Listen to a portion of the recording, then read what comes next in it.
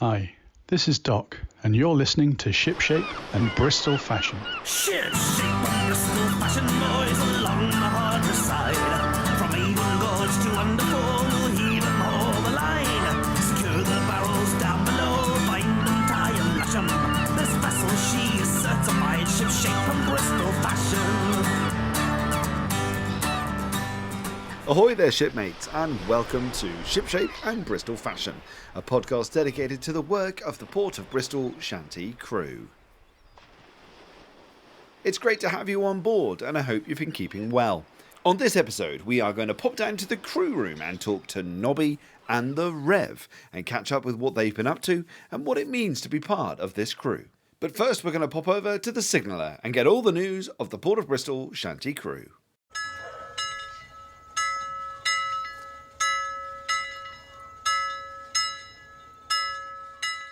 As you know all too well, the Port of Bristol Shanty crew love doing events. It's a great way of flying the flag of Shanty, but more importantly, a great way to have fun. On Saturday the 6th of April from 7 o'clock till 10 o'clock, we have an opportunity for you to come along to Shanties in Style. The Port of Bristol Shanty crew invite you to come along to the Bishop's Palace in Wells for an evening of sea shanty fun, with fish pie, ale, against a beautiful historic backdrop. Don't miss out. You can buy a ticket now on our website. So pop over to pobshantycrew.co.uk. We also have another fantastic opportunity, and please do save the date. On the 11th and 12th of May, we invite you to a Real Ale and Sea Shanty Festival. It's going to be held in Bristol at Freemasons Hall, Park Street, Bristol. And this event is open to anyone who would like to come along to sample some fantastic real ale and, of course, sing along with some shanty. Please do pop over to our website where you'll get to learn a little bit more about ticket sales and how to engage.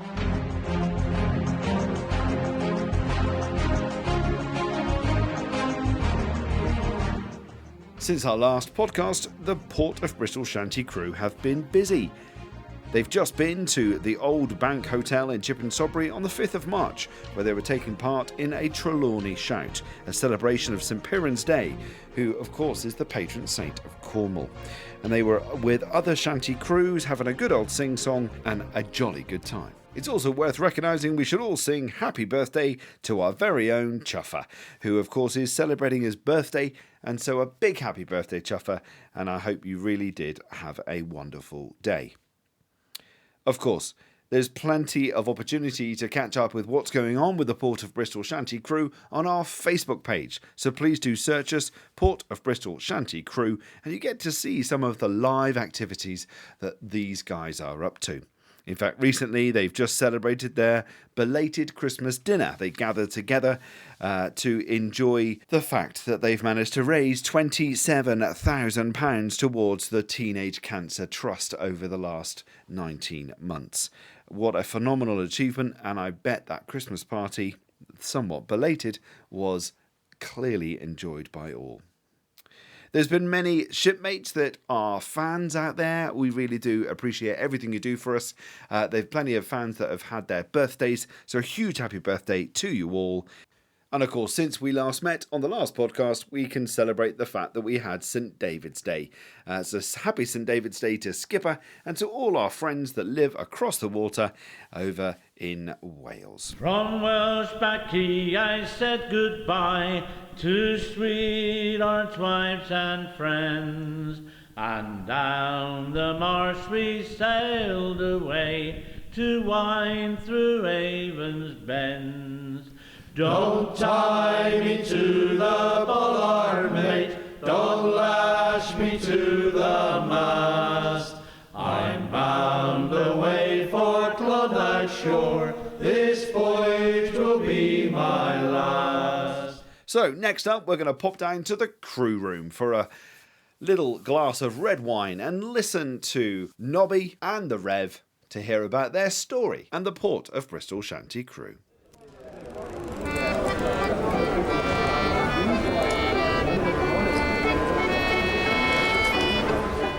Hi, Justin. Justin, my old darling. Hello, gentlemen. How the devil are you?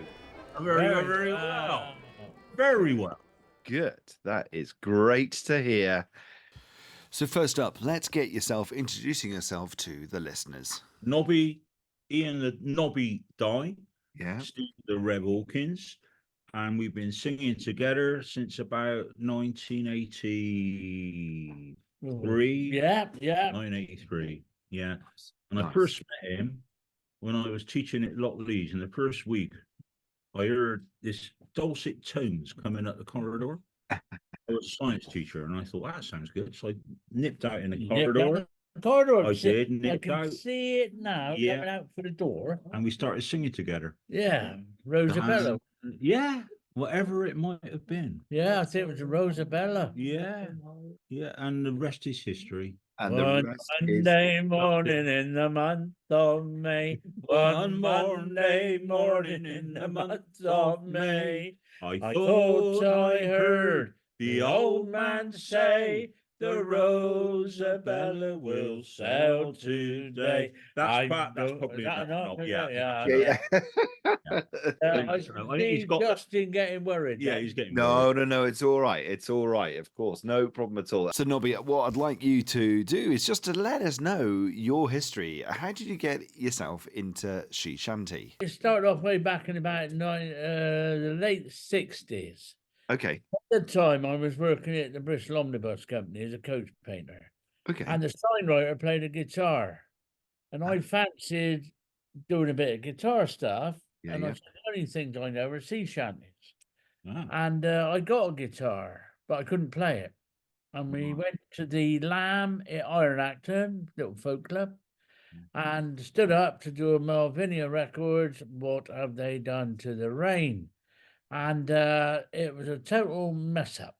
Oh, no. So I abandoned the guitar and I started singing shanties with an old mate of mine called John Broomhead. Broomhead, what a guy. And yeah, that's how we started off, wasn't it? John Broomhead, he was a great guy. The late John Broomhead, sadly. And he was such a character. Oh, yeah. And then we did a bit, and then I was teaching then at Loch Lees, and as the Rev said, I was walking down a corridor one day singing the Rosabella, and I came this figure from a doorway. Couldn't believe it, Justin. There I was in front of a class. I was a science teacher. I had me bench, with me Bunsen burners and goodness knows what. Yeah. And all the kids there, and I heard these dulcet tones, and I thought, there's a singer. Yeah. I think that's a good tune. I soon picked up the chorus and I went up, opened the door, left all the kids there, and started joining in the chorus. Amazing. And Nobby said, who are you then? I said, I'm Steve Hawkins. I've just started last week. And he said, right, you're in the group. And we joined. I joined up with the Harry Brown Shantymen of Bristol, wasn't it? Wow. And that was back in 1985 when you earlier, probably 84, 83. Yeah, back in the day. And then when formed the group. Yeah. Excellent. And so you became a group, you became a band, it was a group of others together, and of course the rest I guess is history. But right now you've clearly got both amazing voices, you're very distinctively Bristolian, and now you're part of this wonderful Port of Bristol Born bred, gas heads, both of us. Yeah, up the gas. Up the gas. Irene, good night, Irene. Irene, good night. Good night, Irene. Good night, Irene. I'll see you in my dreams. There you are. Yeah, in fact, as you know, Justin. Yeah.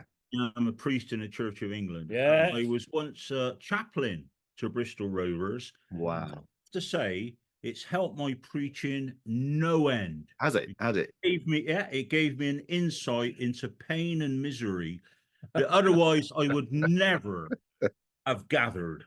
So well done, Rovers, at the gas, mate. Yeah. When you used to go down, you used to take me down and sit me up in the blinking directory. Yes, I did, yeah. And the commissioner would say, all right, Rev, have you got a prayer for us today? Well, it never worked, did it? The problem is, Justin, is that while I was chaplain, I was chaplain for about 4 or 5 years until I moved away from the area. And during that time, they sort of plummeted, through the divisions, through the league, through League One, into League Two. And I tried everything, Justin. I sacrificed goat on the centre line, made no difference. And so I had to move away, and I nominated someone else to be chaplain, a great guy called Dave Jewell. Okay. And blow me, he got appointed, and the next week they started winning. And they started going up the league, and they were promoted. Yeah. Wow.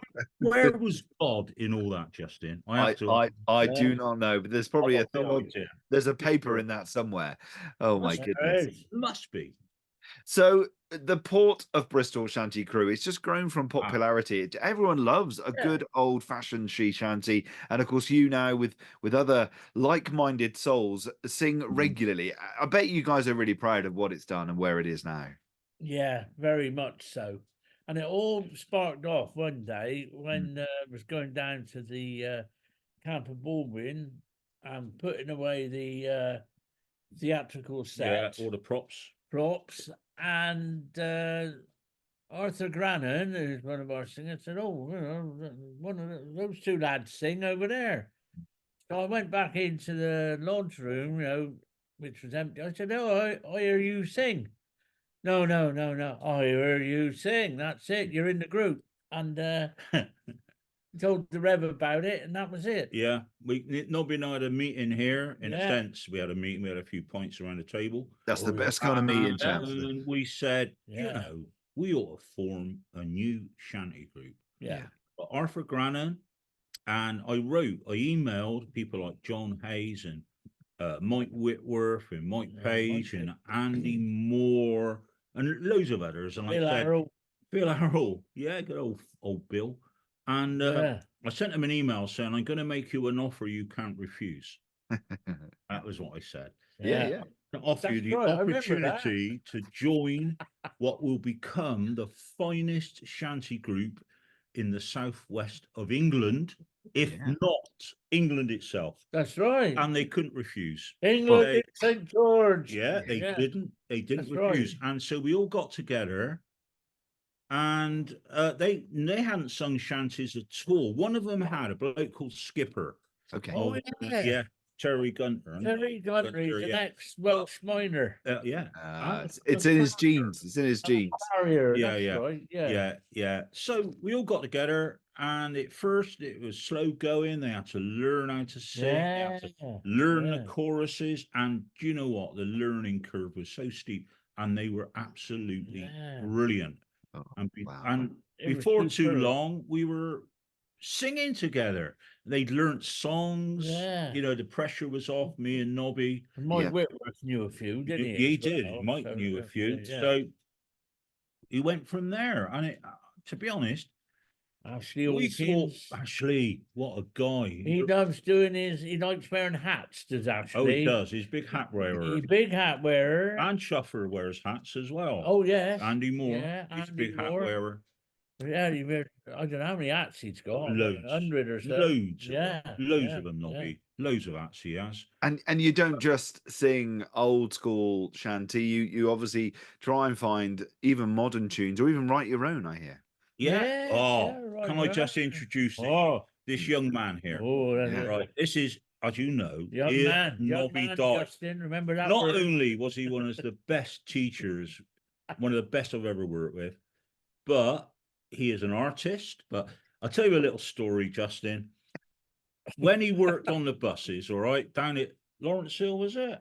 Lawrence Hill, and he had to spray all the buses green. No. Painted with a paintbrush. Yes, painted with a paintbrush. 6-inch paintbrush. They didn't have that modern technology back then. Spraying. They never sprayed them. Never sprayed. They do now. And he got into the habit of painting sea scenes, ships, suns setting over the ocean, and when the foreman came round, he had to paint them all out. His mate said to him, "Look, you're pretty good at this.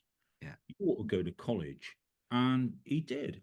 He went to teacher training college, and he became an art teacher, and one of the best I've ever known. Wow. Got a degree. You never had got a degree. Left school with nothing. Left school with nothing.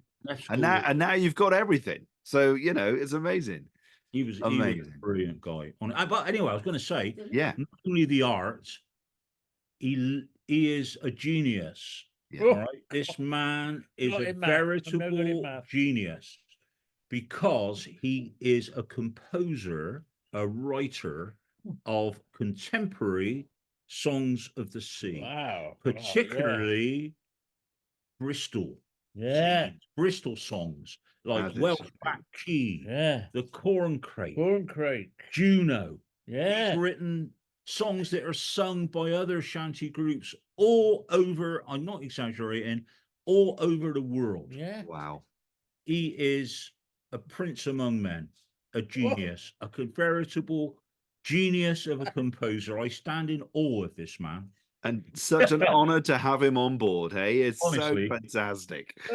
Oh, lovely. Well, one of the biggest motivators I can see is you guys getting together, having a bit of a laugh, a sing-song. It helps you with your heart and your health and just being together. Which is great. But we love it. There's clearly another good reason, because you give up your time freely to raise money for an important charity. Tell us all about this. So why, out of all the charities in the world, have we gone for Teenage Cancer Trust, which obviously is an amazing charity? Tell us a bit more about that. Well, we started off to raise £1,000. Okay. 19 months ago. 19 months ago. And now we've raised £27,000. Wow. That is phenomenal, isn't it? It is. Yeah. I mean, that's all due to the fact that we don't take any money for ourselves. Every fee that we get for singing, which sometimes can go as high as £5-10. Yeah, we don't charge, we don't charge anything. And we put it straight into the kitty, give it to the Teenage Cancer Trust. And all the collections, we've got a wonderful woman called Teresa, Ian's wife, who goes around with a bucket and threatens people, physical damage. Usually when they're opening their wallet. Yeah, it is. But the other thing is, you need to know, Justin, is the reason behind it is because my wife Caroline and myself, our friend Louise and Mike Pages and Lynn's friend, very sadly, her son Harry was diagnosed with terminal brain cancer. Okay. And it was the support that Teenage Cancer Trust gave not only to Harry, but to the family that motivated us. It was a personal connection that this poor lad, and he's a hell of a good lad. He's so fantastic. He's a star. So it actually moved us. Yes. Yeah, no, I can imagine. That's the charity we're going to stand for. Yeah, and quite rightly so. I think it's an amazing charity. They do such amazing work, but they can't do that without finance. And it's great that the Port of Shanty crew is financing them, which obviously £1,000 is a lot of money to even think about raising to start off with, when we live in a world where you struggle to either heat your home or eat, and now over 29,000. It was unbelievable amount of money. Yeah. Well, dear old Harry, he was 19 when he got this news. And to be honest, I don't think people expected him to get to his next Christmas, Yeah. He's 21 now.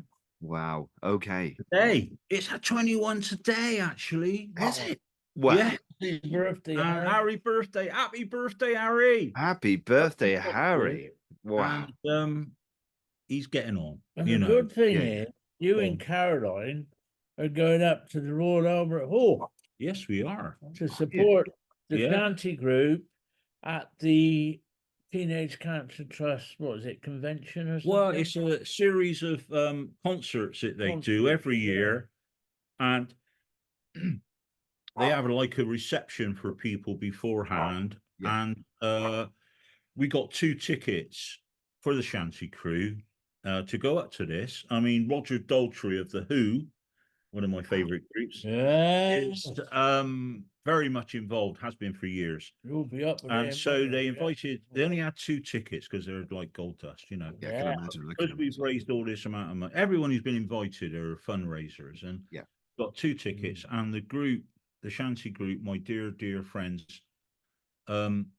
wanted Caroline and myself, because of our connection with Harry, go up and represent the group. And we're going to go up, aren't we? Yeah. It's going to be good. Well, you're going to have to record some audio from what you hear, and for the podcast. I think people are going to want to hear your story and your journey. I think it'll be good. It'll be good.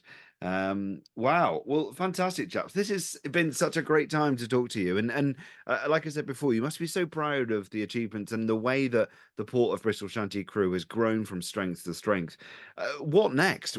Taking over the world of Shanty Crews around the Rev. Go on, mate. The Rev wants to go to Glastonbury. Glastonbury. Okay. We're getting close. We're getting close. Laughing Welsh show. Laughing Welsh show on the Pilton stage. Yeah. And Michael Eavis goes there.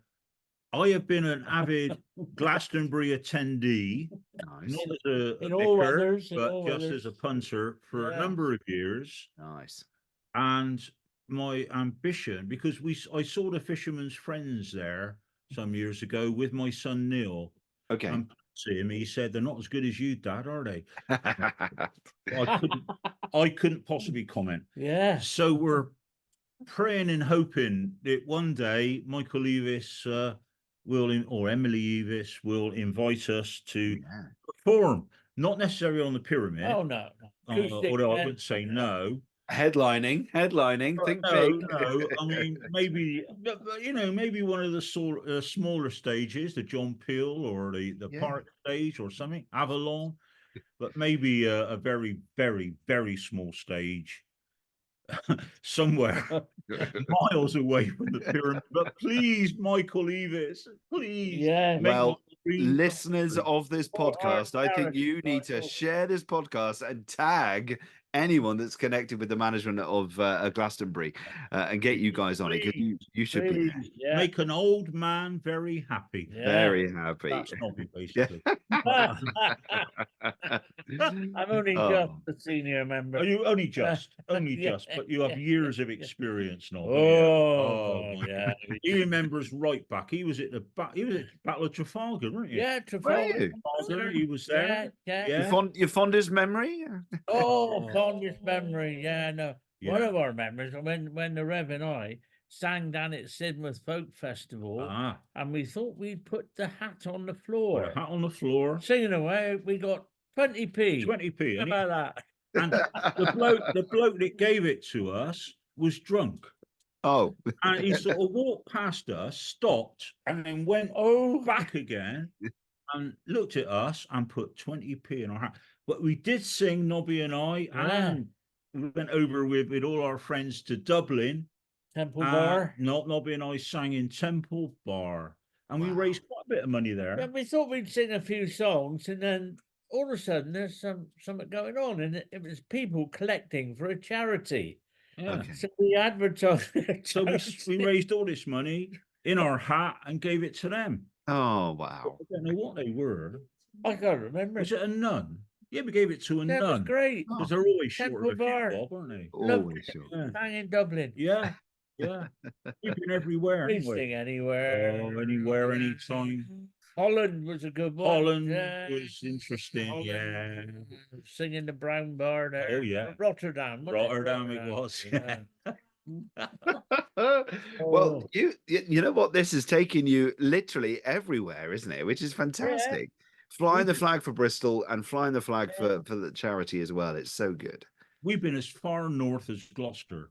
Wow. Yeah, no. A little bit further. We went to Hull, didn't we? We did go to Hull, but when we go to Gloucester or Cheltenham, we always pack extra woolies, don't we? Yeah, Yeah. It's very cold up north. See where we are. Be careful. And the air is thinner, so you've got to be careful. Oh, you could get a chill on your chest, couldn't you? Yeah, that wouldn't be good. Have to rub some Vic on. Absolutely, yeah, Vic. Or take a pot of Vic. Vic pot of Vic. Yeah. And a pack of Fisherman's Friends.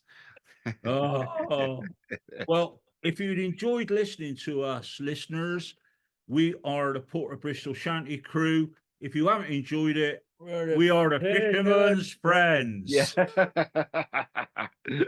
Love it. Well, gentlemen, thank you so much for your time. This won't be the last time you'll be on the podcast, because I'll be hopefully joining you, and you've done a few events that you're doing in the future.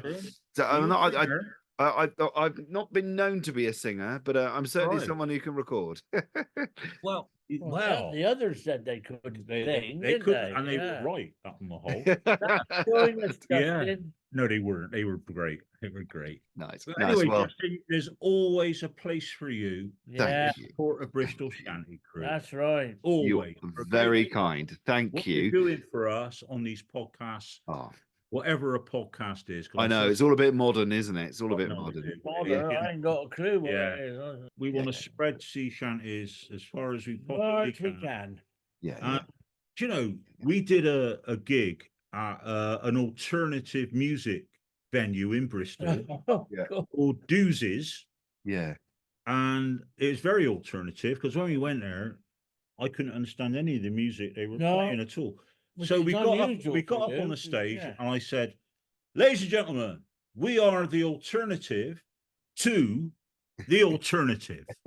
And we started singing chant. They went bonkers. Did they? Jumping up and down, loved it, singing away. Wouldn't let us go. They were going, one more song. Yeah, one more song. One more song. And we were basically, I was going to go crowd surfing, Justin. Honestly, I thought, "Oh, you've been out there."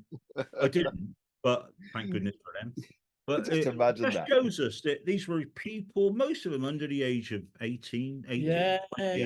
Sure. They loved it. Shanty is all ages. Yeah. International. Yeah. It's good, isn't it? It's good. There's been a few youngsters on TikTok doing shanty, which has kind of made it a popular, I think. And now they're hungry for more, and you guys are just going to feed them, which is great. Wow. We love them, and they love us at the moment. Yeah. Well, gentlemen, thank you for your time this evening. It's been great talking to you, and I look forward to catching up with you again sometime soon.